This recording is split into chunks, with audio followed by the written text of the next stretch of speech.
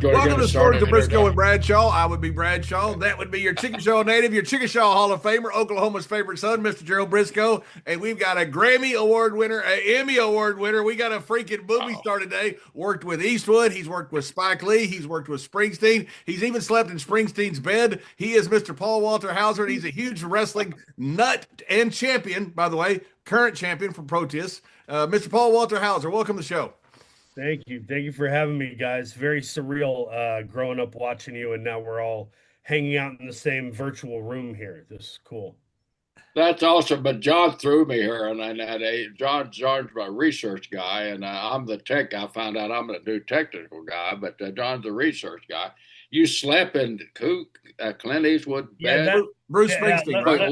Was Clint in the bed with you, or his no, wife, or we did got they to sleep rephrase together? that. We got to rephrase that a little bit. Yeah, please. I slept in Bruce Springsteen's house. Bruce, He lived over on, I think I forget, the 7654 Fairholme Drive. It's over in Laurel Canyon, up in the Hollywood Hills. And I rented out that house for 6 months with my wife and my first son.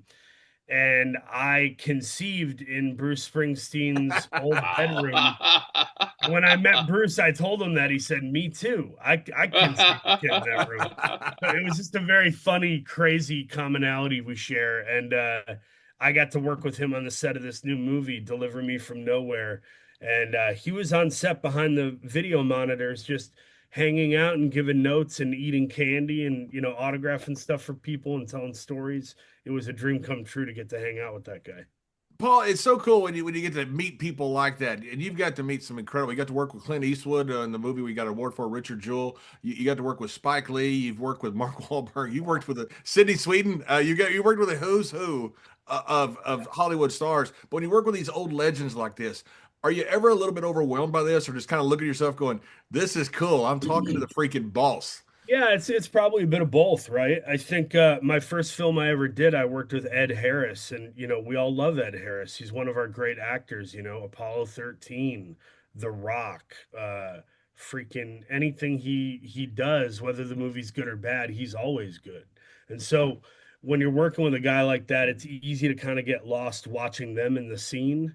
And I'm sure with wrestling, it's like I'm sure there were moments, at least early on in your career, where you're in the ring with somebody else who you grew up watching, and you're kind of like you're a little bit mesmerized, and you got to kind of snap out of it and remember, like, you got to be present, you got to be in this. So that was tricky early on. I'm better at it now, but yeah, no, Liam Neeson, Patrick Stewart, Mark Wahlberg, Matt Damon. I've worked with some really good ones who I'm more giddy than I am nervous nowadays. Mr. Yeah, Briscoe, it's. Go ahead, John. I'm I sorry. was going to say, Mr. Briscoe told me one time, who was it that you had a match with? You had Buddy Rogers with Joe Oh, Lewis. I tagged him with Buddy Rogers, and Joe Lewis was the special referee, and I just kind of nonchalantly No, dropped notice how him you on just kind of glossed over JBL. that. Jerry, stop. Joe Lewis was the referee. Yeah, Yes, Shirley. yes. I had Joe Lewis come up to me one time, Paul, and said, "Kid, I like being on your card. You mean money?" I'm looking at Joe Lewis. Joe Lewis actually told me he liked being on my card, Joe, because he Crazy. had followed me around. He followed me from St. Louis to Atlanta to Miami to Tampa to Greensboro, North Carolina. All of course, all packed houses. Joe That Lewis was a special referee. that's interesting to hear, though. I don't know that a lot of people, at least my age, know that kind of story because we think of the celebrity or different sports worlds coming into wrestling. We think of that as a newer thing, but that's interesting to find out that Joe Lewis was getting involved in professional wrestling back in what was that, the 70s? The '70s, yeah. Joe Yeah. Lewis, Archie Moore was a special referee in one of my matches too. I mean, they'll wrestling promoters because they promoted boxing also, so the promoters had contact with these guys. So, the boxers after they're fighting, sort of like old time wrestlers, there wasn't a lot to do after you got out of the ring, either boxing or wrestling. So most of the boxers would be special referees and make themselves paydays. Smart. Uh, Yeah, there Smart. was a time in the like late 1930s. It's very similar to now, very similar to the Attitude Era with Stone Cold and The Rock when Jim Londos got hot. That's when Primo Carnero, Bronco Nagurski, and a whole bunch of celebrities ended up in wrestling then because it became so big because of Londos. And Londos during the era of Jim Crow and segregation was the biggest draw in America, bigger than Babe Ruth as a Greek immigrant. It was an incredible story. Wild. Yeah, I think yeah, one interesting thing that keeps coming up is the more that I partake in the wrestling business as an actor, I do meet other actors and crew members who go, "Man, you're living the dream. Like I would kill to get to be in a match, or I would kill to get in the ring and run the ropes." And it really is a thing that I think is kind of unrequited in the soul of any boy that grew up with watching wrestling. And I the fact that I've gotten to do it even once is amazing, and I'm grateful. But I just enjoyed it too much that I just kept taking classes, and I shed a little bit of weight. And the more reps you get in, the sharper you are. The more you're smartened up Exactly. to the little parts of the business that you don't know until you're in there. Yeah, and Oh, Paul, what started that passion for the wrestling business? I mean, you grew up in Georgia, right, rural Georgia, and were Oh, you a regular fan or what? I'm living in Georgia now, but I actually grew up in Saginaw, Michigan. And Saginaw. the first time I remember seeing wrestling, it was a Clash of the Champions in 1990 or 91. I forget which. It was in the summer, 90 or 91, but I was in Florida with my uncle, and I'm watching it, and I have a vivid memory. I have a vivid memory, probably my earliest memory of life was watching El Gigante, the big tall son of a gun, with Flying Brian Pillman versus the enforcer Arn Anderson and Barry Windham. And wow. it's ingrained in my memory because there was something really interesting about Arn Anderson looked like a regular guy. He could have been a door holder or usher at my church growing up. He just looked like a guy. But then you got El Gigante, who looks like a monster or a superhero. And it was interesting to see the dynamic, I think the juxtaposition, if you will, between the two of them wrestling. I couldn't take my eyes off it. I thought, what is this wacky world where this happens? And it was part comic book, but also part human drama. And I think, that storytelling and that visualization is interesting to me as a little kid. And then by 1994, Sting was my guy. I'm a lifelong Steve Borden guy. He's my number one on my Rushmore. I think he's wildly underrated, probably because he didn't spend as much time in WWE as a lot of other folks did. But that was my guy. So he told quite the story in the mid '90s with the NWO, and then of course being one of the people to legitimize TNA, who is now in the perkiest place that company's probably ever been. And so yeah, I followed wrestling in the business, and I found it fascinating when a guy like Mick Foley or Chris Jericho puts out a book and you read it and you get to hear all those cool stories and all the background information you don't know. And they, whether they meant to or not, they smartened up a whole era of fans. Yeah.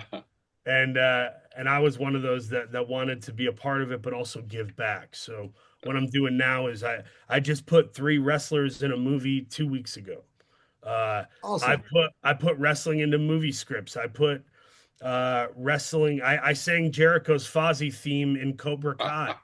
So I'm always trying to give back to the business and shine a positive light and let people know, hey, you love the NFL, you love the NHL, I love the world of professional wrestling.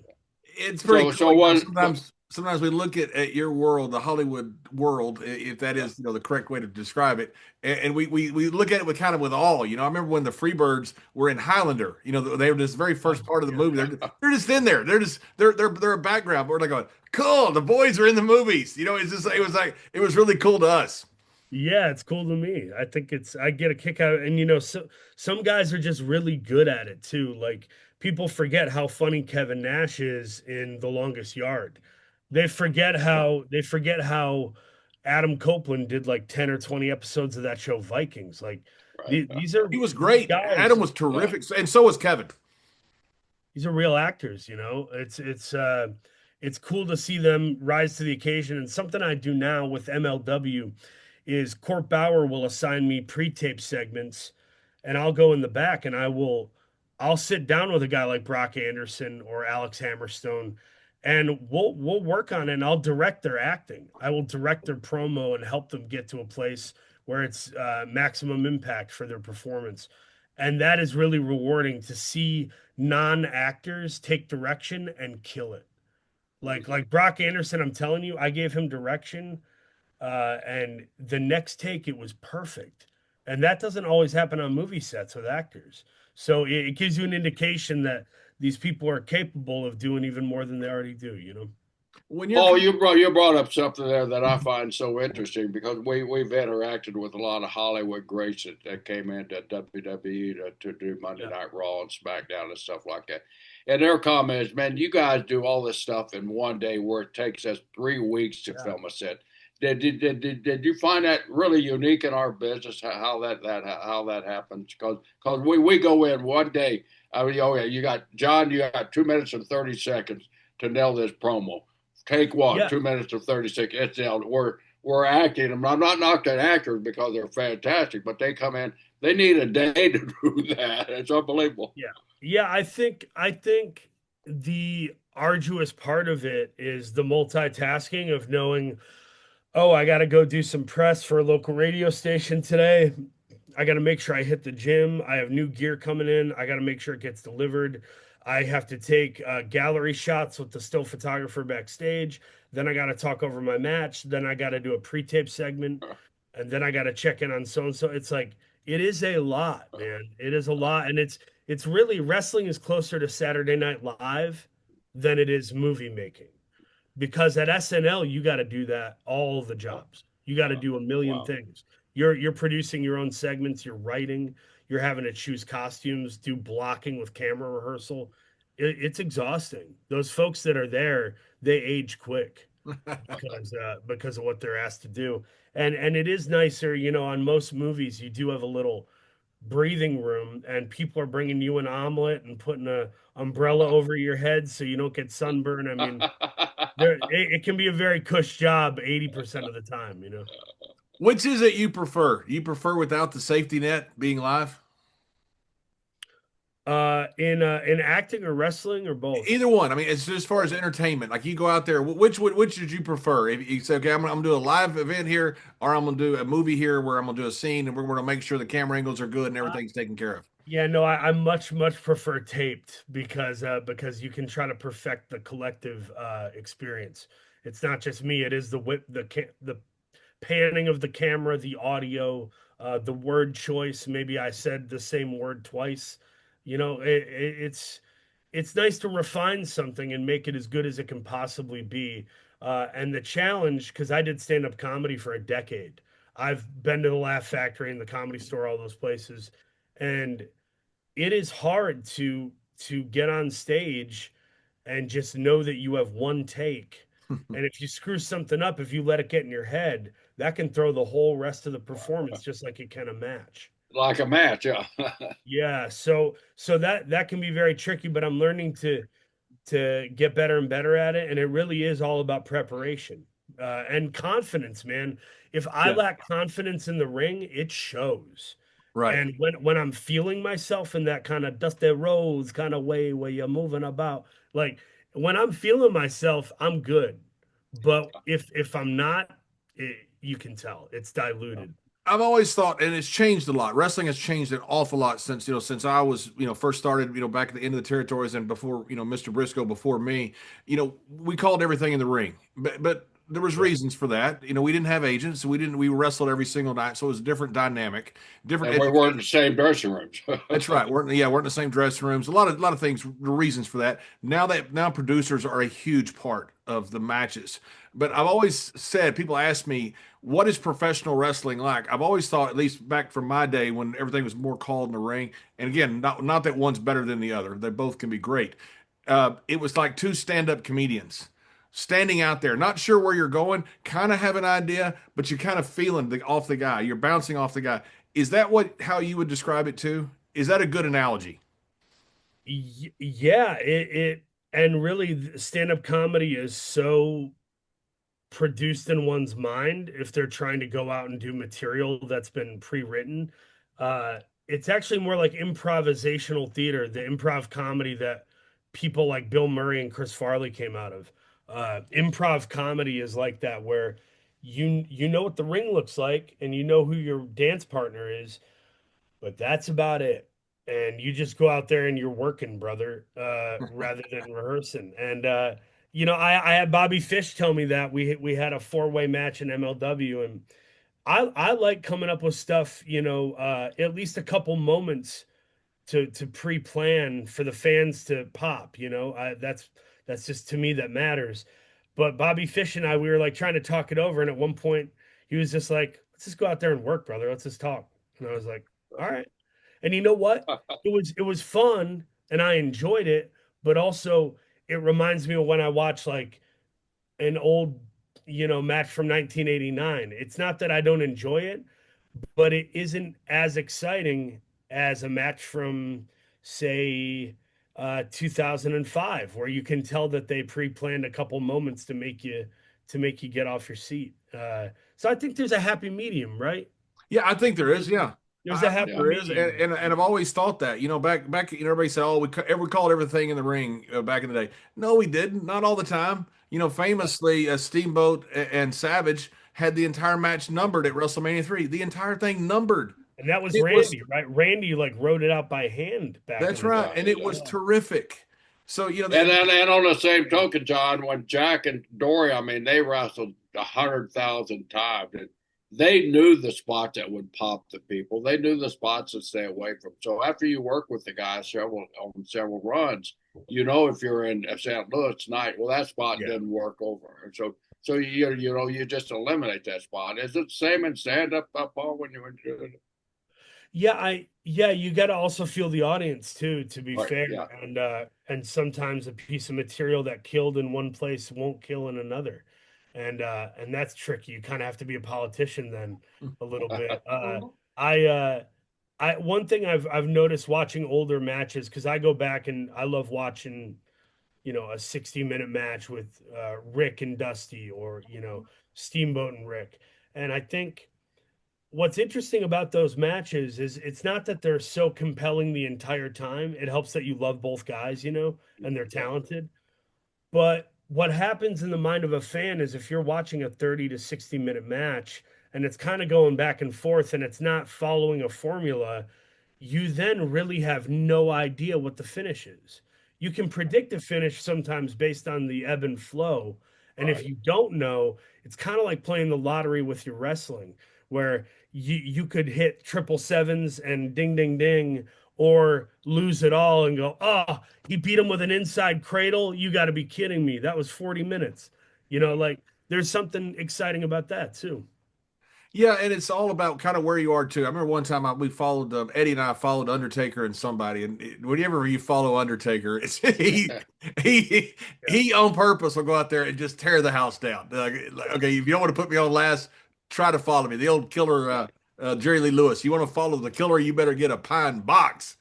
That's how Taker was. And we're sitting there. This match was fantastic. And I'm sitting there watching, going, "Oh my God, what are we going to do? What are we going to do?" So we got out there with Eddie. I grabbed a headlock. And we had this double, like, arm drag spot. Go outside. He flies over the top rope. And I said, "Let's do that arm drag spot, fly over the top rope." He goes, "No, no, SA, just sit here." So I sat there for a while. People are hot as they can be. And I said, "Eddie, let's do the spot." He goes, "No, no, SA, sit here." I go, "Eddie, we're going to lose them." And he goes, "Sit here, SA." And what we did was we bored them. We literally just brought them down. We brought them way down. And once Yeah, they got yeah. down, Eddie goes, "Okay, SA, let's go." That's a And I master. thought, genius. And sure enough, you were able to get them right back. But that's an old performer that knows what to do. And that's just it's hard to learn unless you've been out there a million times. It also goes back to confidence, right? Because it takes confidence Oh, does it ever? Oh, to be able wow. to slow it down. And I think I had to learn that on Richard Jewell, the Clint Eastwood movie I did. I looked at that script and I thought, prior to this experience, most of my acting has been the John Candy, Chris Farley, John Belushi type stuff. And I said, here I have to play it small, and I got to think about guys like, Philip Seymour Hoffman or Daniel Day-Lewis, guys that the performance is smaller and it forces you to, almost like a Jake the Snake promo. He forces you to lean in and listen a little bit. And so that subtlety was hard for me to kind of live in for 6, 7 hours a day. But I realized that if I can have the confidence to believe that the performance is coming out and I don't have to force it and push it and make it big, it'll work. And sure enough, I mean, that might be my best performance in it. But it took a lot of surrender and sort of false confidence at the time to be able to pull that off. And it was certainly what people consider your breakout performance. So, people Yeah. really started noticing you, and you did an incredible job. You're working though with Clint Eastwood, and you're still pretty young. How was it working with Eastwood at that time? So my references for Eastwood, I hadn't seen like all his movies. He's also, in fairness, made a lot of movies. Um, there's a lot to watch, but I was a big fan of The Good, the Bad, and the Ugly. That was on TV a lot when I was a kid. And I think my dad got a kick out of the Western genre. And then, of course, growing up though, it was like he was the Oscar guy from Unforgiven to Mystic River to Million Dollar Baby. The guy was like an Academy Award, aficionado, and that's how I saw him between the westerns and the directing. My fear was that he would be annoyed by my sense of humor or think like this kid doesn't have it, but he literally cast me off a photograph. We never spoke. I never auditioned. He saw a picture of me put Wow. up next to a picture of the real Richard Jewell. He Wow. watched a couple of my scenes. I had like a demo reel where you put together 3 to 5 minutes of your best stuff. He saw that and he goes, "That's the guy. Give him the offer." So I Wow. showed up and was a little intimidated. Like, is this guy going to want to? Is this guy going to think that he made a mistake? And instead, the man I met was self-deprecating and funny. He was a good storyteller. He had a lot of gentleness, but he could turn on a dime. He's still a tough guy with a soft heart, as he portrays in some of his films. And I learned that when he hires you, he trusts you. There is no micromanagement or looking over your shoulder. He gives a healthy, confident delegation to each of his performers, and I'm the type of guy who I really like that. Come and tell me I'm doing it wrong if I'm doing it wrong. Don't come and talk to me just because it's the end of a take or because you have an ego problem. Like I like these guys that really let you do your thing, and he did. And his note he kept giving me, he would say, a little more, a little more, skip to my loo. And I was like, skip to my loo. And he's like, hurry up. And I said to him, I go, you just aged yourself. You just That's right. aged yourself That's to be right. Skip saying to the skip to loo, my my loo. We're darling. Skip old. to the loo, my darling. I Me and know it. Mr. Briscoe are old, and we don't get that. I get it. I know. I've been told that a few It was times. hilarious. Skip to the loo, my darling, where it Yeah, come from. That's he all. would he would tell me, he'd say, as an actor, you're like, you're milking it. Make it smaller. Bring it in. Bring it in. You're drawing it out. You're trying to win the Oscar. Chill out, kid. Yeah. You had mentioned Chris Farley. You got to play Chris Farley. We had Jay Moore on our show who was just wonderful. And by the way, Mr. Briscoe, he did it as Christopher Walken impression. And Mr. Briscoe can't hear a damn thing. He's deaf, even with his earphones in. As soon as he gets done with the impression, he goes, "Can you do us an impression?" And Jay said, "Apparently not." It is funny. Jay was a wonderful, wonderful guy. Hysterical. But Yeah. he talked with loving affection about Chris Farley. He just loved him as a human being. Talked about how great of a comedian he was. Was that the feeling that you got in the research that you did for Farley? He just seemed to be a wonderfully beloved character everywhere he went. I think he aimed to please. He was a people pleaser, and a lot of addicts are. You find, I'm 4 years sober this month, and I've learned that like part of me not liking myself or having issues was people pleasing and trying to make everybody like you because you don't like yourself. I think Chris suffered from that, but I think comedically, you just never found anyone more committed. Just like there are certain wrestlers who you see them perform and you're like, why are they selling that hard? This is a house show or this is a TV taping. But a guy like Kurt Hennig, he would make you look like $1 billion no matter who you No. were. And I think Chris Farley had that in him, that breakneck, fearless commitment. And he was so childlike yet so boisterous and monstrous and reckless. And there's something funny about that juxtaposition of having this kind of like double chin kind of a silly smiley thing, but then also he's busting through tables and screaming at people. In the attitude area, we got to work with some great Hollywood stars that came in. Arnold came in several times. So cool to see him. You know, it was I grew up. I lived in his hometown of Graz, Austria, when I worked for Otto Wandt. So I was a huge Arnold fan when he came in. Oh So wow, it I've was never met Arnold, but I'm buddies with his kids. He raised some. He's got some terrific sons, Chris and Patrick and Joe. Yeah. just an unbelievable story. I got to tell him in German that I lived in his hometown. He lit up like a Christmas tree. It made my day because I grew up, I idolizing Arnold when he's winning all the Olympias and then going through the Terminator and all the different stuff that he did. But these guys came in and just did a few things. You aren't doing a few things. You're an Emmy Award winner. You're a Grammy Award winner. You're a wrestling champion, and you're actually wrestling matches. It's not just appearances. Has anybody in Hollywood said, "Hey, are you sure you want to do this?" You're also an exec producer at MLW. Yeah. Has anybody kind of pulled you aside and said, "Are you sure you on the right path here? That even though this is your passion." I think early on I had a few people who were like, my buddy David Oyelowo, he played Martin Luther King in Selma, that movie that came out. He hit me up and was like, "Are you having a midlife crisis? Are you good? Do we need to have an intervention?" But I think people now they see that I'm having fun. It's life-giving to me to do it and to be around the boys and to try to I'm big on energy as far as like when I'm in the locker room, I've been told that like the morale gets boosted when I'm present.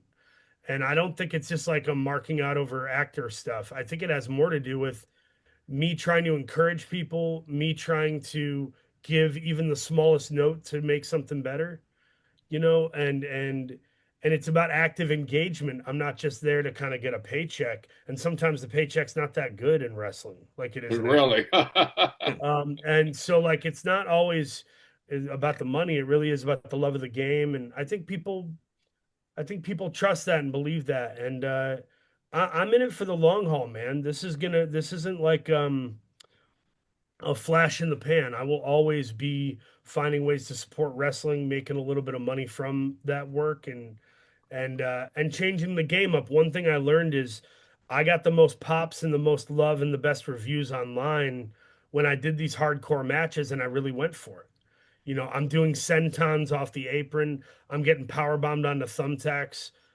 These are real things happening, but it's also not sustainable unless you have a better body and unless your body can withhold that or withstand that rather. So I am going to be changing up my game a little bit and working more on fundamentals and just being able to do the snap mares, the arm bars, the abdominal stretches, the Russian leg sweeps, just back to the wrestling I grew up with and love. And know that that's okay. Not everybody has to be the high spot king. Not everybody has to do a Huracan Rana off the apron. Like it's okay. It's okay to be that guy. Just be the best you can be, and know that there is that buffet of wrestling at hand on the roster. Yeah, there's certain. Paul, how did that opportunity come about? I mean, you have a successful acting career, everything's going well. Did you just wake up one morning and say, "Man, I want to go back to pro wrestling"? Or how did the opportunity for you get that I in the business? always knew I would wrestle. I never even questioned it once. But I Right. thought it would be one or two matches like when Snooki from Jersey Shore did WrestleMania? Yes, I was there. I Yeah. thought I thought it would look more like that. I didn't think it would look the way it does, but I'm proud of the way it looks. I actually think it would have been bad had I just got brought in a six-man tag at WrestleMania because it would have felt like an adult Make-A-Wish. You know what I mean? Like like I'd Believe me, a lot of them are. A lot of them are. I'd rather earn my stripes, pay the price, bleed all over the 2300 arena, which I have two separate occasions, and sometimes get paid $500 and a high five in a random city in Iowa. I'd rather do that and have fun keeping it real with the fans too, and say like, I respect you, I love you, I'm just like you, I'm a wrestling fan, and I get a kick out of meeting somebody in Biloxi or Tupelo like the boys used to do back in the day, rather than just eating up the rewards of being famous and having all these perks every time you show up.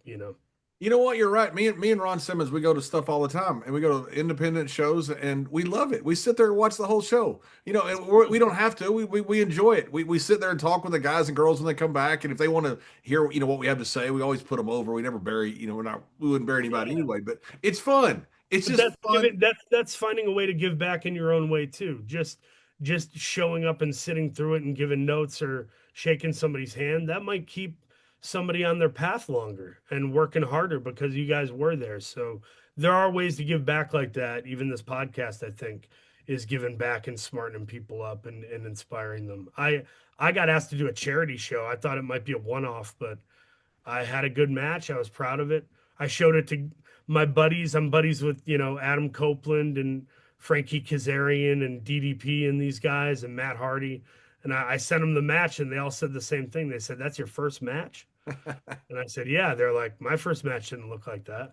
Oh no, I'm so glad. You shouldn't have said that. You just enabled me to want to do this. So I've been. I wouldn't have had the nerve to say my first match to anybody. Oh, I'm glad mine's Yeah, not I'm out too there. stupid. I'm stupid. I'm like, yeah, Cool. just sending it out. We'll Yeah. see. I'll look at Speaking of which, you said John and I matched recently. It was one of the hardcore matches that I give you a little response back, and it wasn't just speak to get you to come on this podcast. It was sincere because I really don't believe in doing the other one, but those hardcore matches, they're very difficult to tell a story. I mean, the story is you're beating each other over the head with a bunch of foreign objects, but how to sell it, how to progress your selling.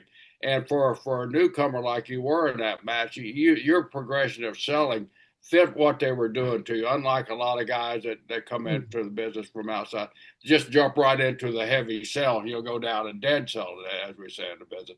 You made them work up to get you to sell like that, and I really appreciated your effort in that. So I thought Thank you. It was very good. So selling is important to me as a wrestling fan and as an actor. The days, and by the way, I haven't done it perfectly. There was a time in my first match, I kicked out at 1 on a DDT, and I haven't been able to live it down in my head since. It's annoying. I can't believe how 25 of that it is to do that kind of idiocy. But I try to make up for it, and I try to make stuff. I had one wrestler tell me, he goes, during that hardcore match, when the guy hit you with the kendo stick or the barbed wire, at one point I saw you whimper, your lip quivered. And he's like, "I've never seen that." And he's like, "Some of the boys probably wouldn't want to do that because they would think it makes them look weak. But for you, it really worked." And I was like, "Oh, that's cool." If I could have made my lip quiver, I'd have done it every single time I sold. There's nothing better than a guy that's a big badass that thinks he's a badass that cries when he gets hit. For a heel, yeah, for a For a heel. heel. That's like, yeah. It's the greatest thing ever. You mentioned Make-A-Wish. I don't know if you ever heard the story, but Hornswoggle was so excited to meet The Rock at TV one time. When he met him, Rock thought he was a Make-A-Wish kid. It's so funny. And then he saw him 20 minutes later in a green suit chasing around the divas. Yeah. It's just the best ever. Has really gotten out of control. They're giving this guy a lot of rope here.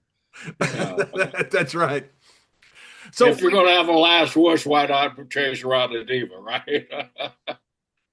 Shout out to Dwayne, by the way. I've never met Dwayne Johnson, which is funny because we work in the same businesses. But man, I saw Smashing Machine a couple nights ago. How is it?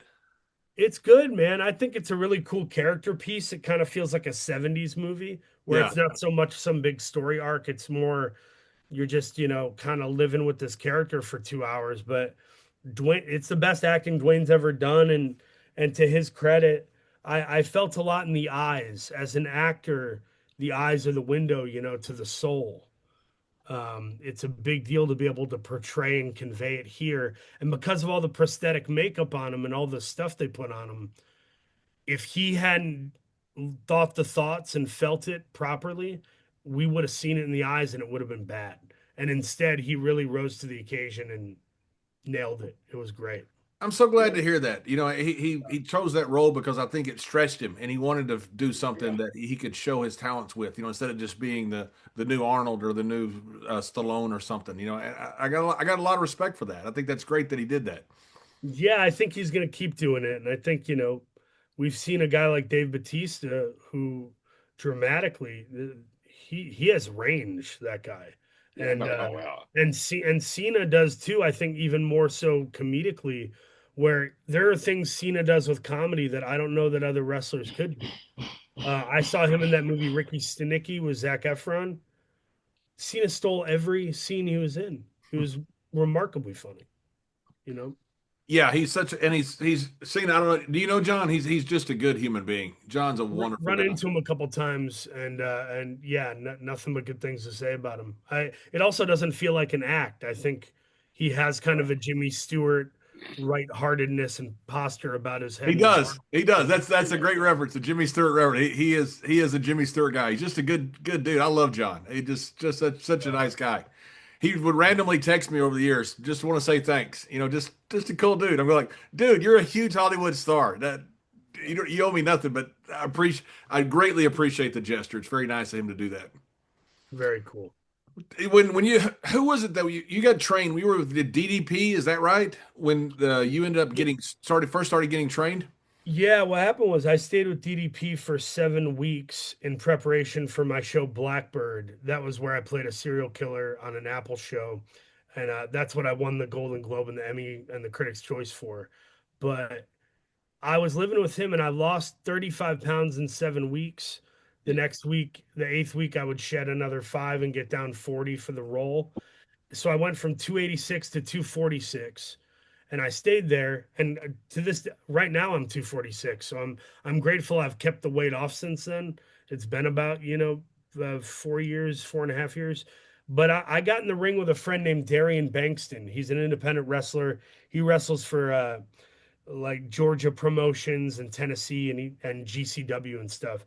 But he got me in a ring, and he really, you know, sort of in a very gracious way walked me through a lot of stuff and was patient with me. And within a couple weeks I was, at least taking bumps, running the ropes, learning a collar elbow and doing clotheslines and scoop slams, body slams, what have you. And I just fell in love with it. But the first time I ever took a bump was at a cinematic match. Sting made his comeback and had a cinematic match that they shot on camera on pre-tape. And there was a ring there, and DDP goes, "Take a bump, bro." And I'm like, "I'm not taking a bump. I'm not about to disrespect all these guys and get in the ring like I'm, you feels like the sensei where you're dragging your dirty tennis shoes over their karate mat. I didn't want to do it." And DDP goes, shut up, get in there. So I got in the ring and took a bump, and I have a video of it I could send you.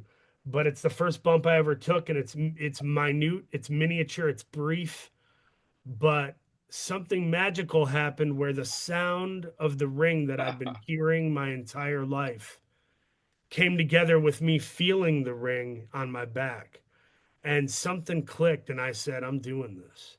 I'm doing this.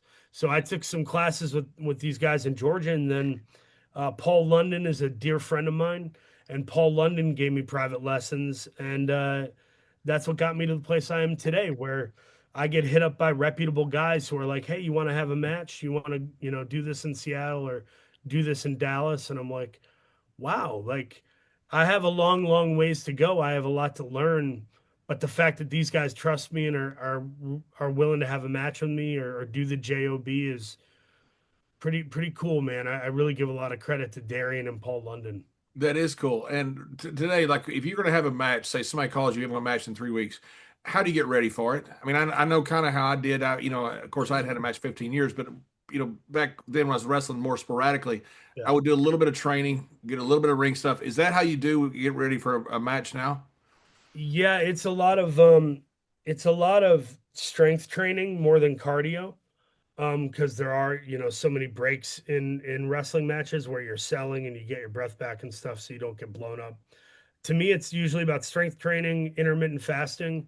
I try to cut 3 to 8 pounds before any match, and just feel a little more limber and a little more, being hungry in your body almost makes you better and makes you hungrier in the ring, uh and kind of playing through the pain. So yeah, creatine, eating real clean food, hydrating, taking your vitamins, and a little pre-workout before the match. That's my that's my ritual is I always take some pre-workout powder to kind of give me a zing when I'm in there.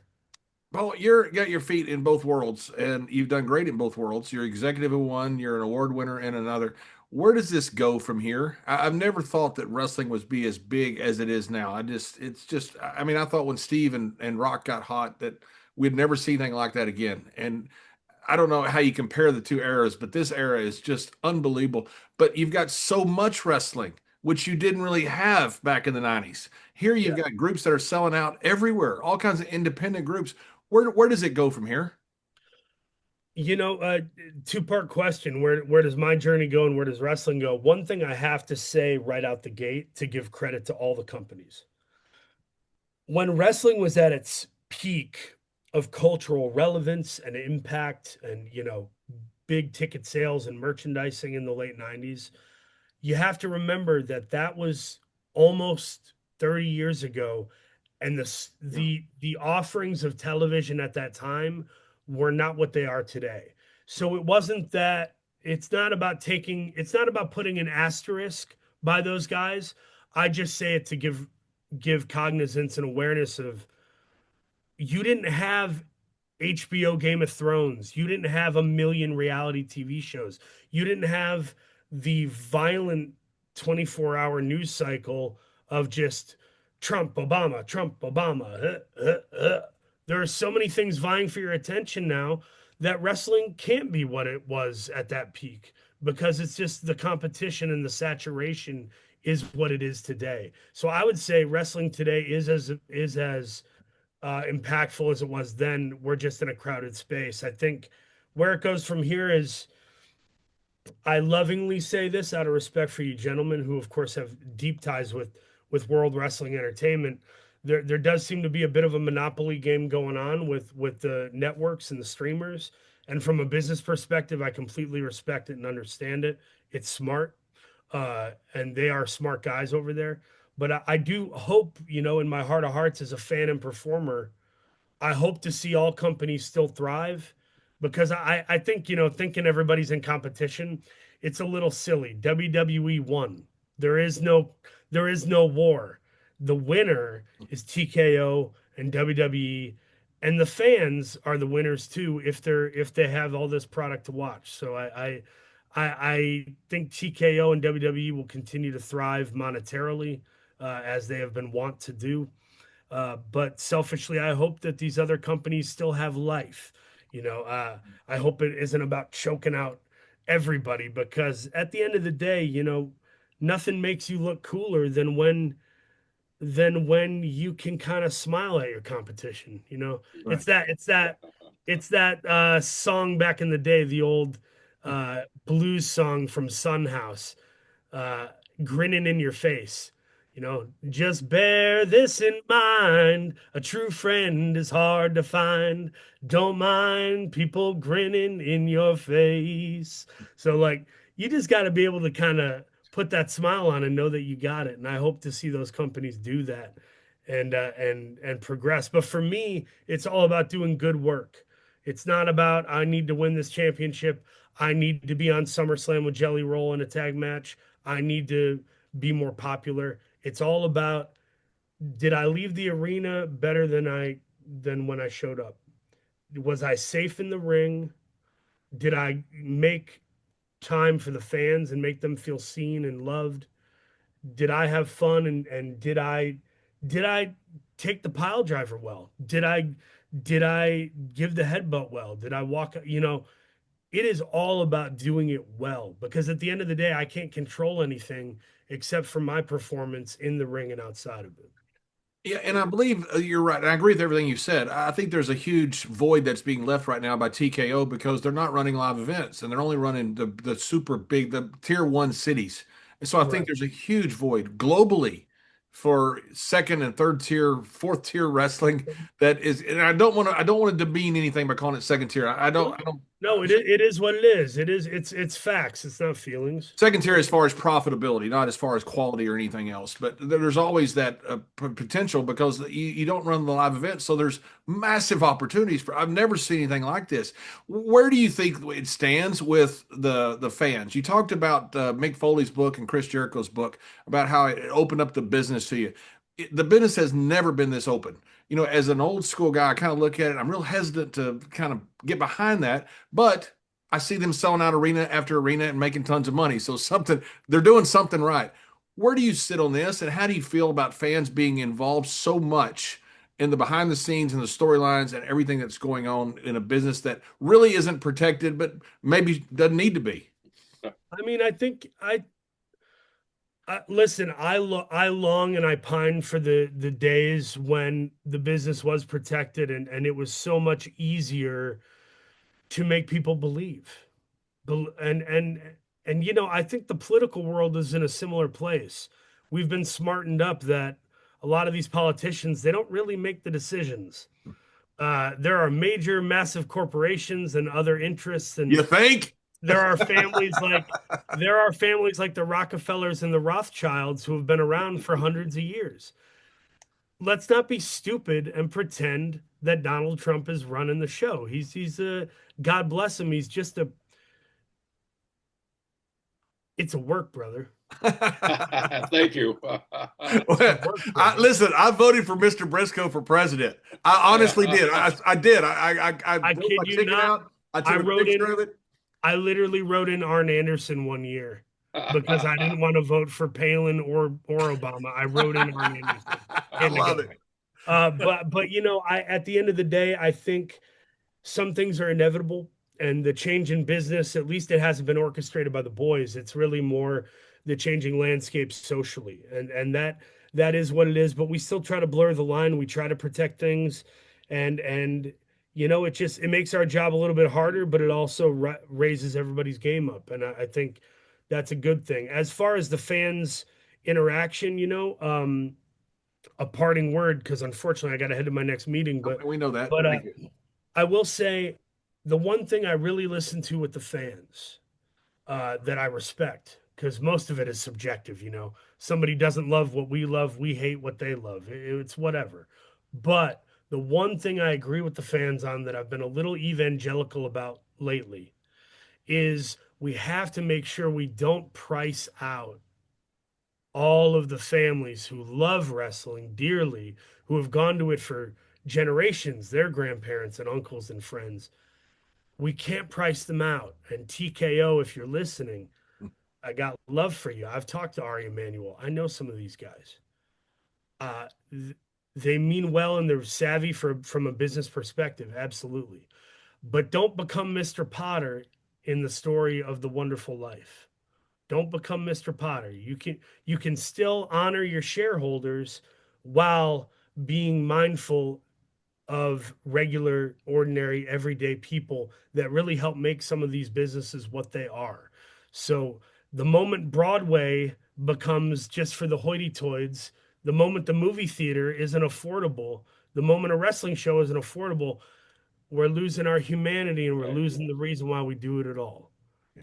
So we all just got to take a moment, take a breath, look in the mirror and remember your childhood self that loved it, and remember that you need a whole nother generation to give a damn, not just the rich people.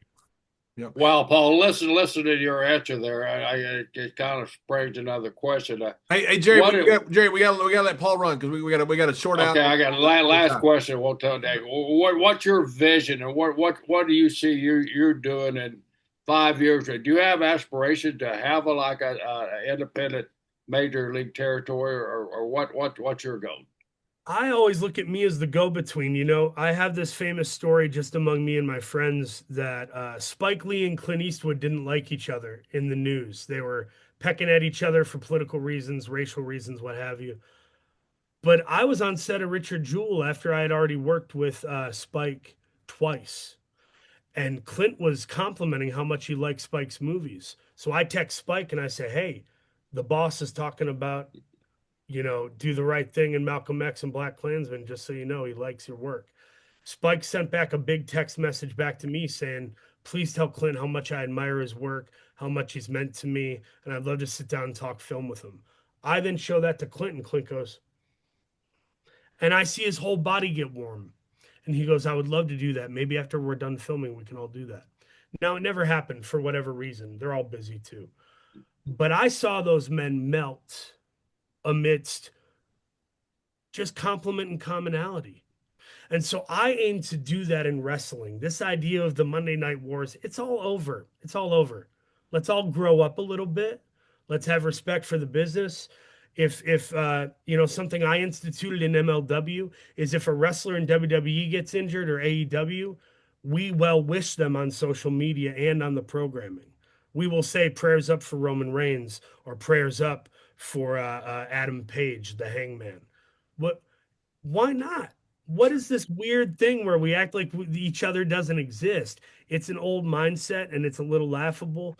And we all got to find ways to support each other rather than make enemies out of each other because we make the same things. And just to sum that up, it isn't just a kumbaya thing. It's how Hollywood works, baby. It's how we work. We got to share actors. We got to share crew members. We got to share release dates. We can't all be the July 4th Independence Day Will Smith movie. We got to find ways to give and take, and we do week to week, day to day. So I hope where the business is headed, I hope it's headed in a place where everybody can thrive. And guys like me, maybe I'm an MLW guy and WWE is Brad Pitt. I'm not going to pretend I'm Brad Pitt, but you damn well better make sure when you see Blackbird or Richard Jewell, you think, this is a pretty good son bitch. This is a pretty good actor. That's right. Y'all hey, gotta Paul, live, I know you got to run. We took a ton of your time. Thank you so much for joining us. It's been such a pleasure watching all the videos of you, getting ready for the show today. It's been as much fun, and of course, talking to you has been an absolute pleasure. So, thank you so much. We love what you do, and it's great to have you on. And to pay it forward and back to you, thank you for the years of entertainment and the sacrifices you guys have made to do what you do. I appreciate it. Thank you. Hope to see you soon. Thank you.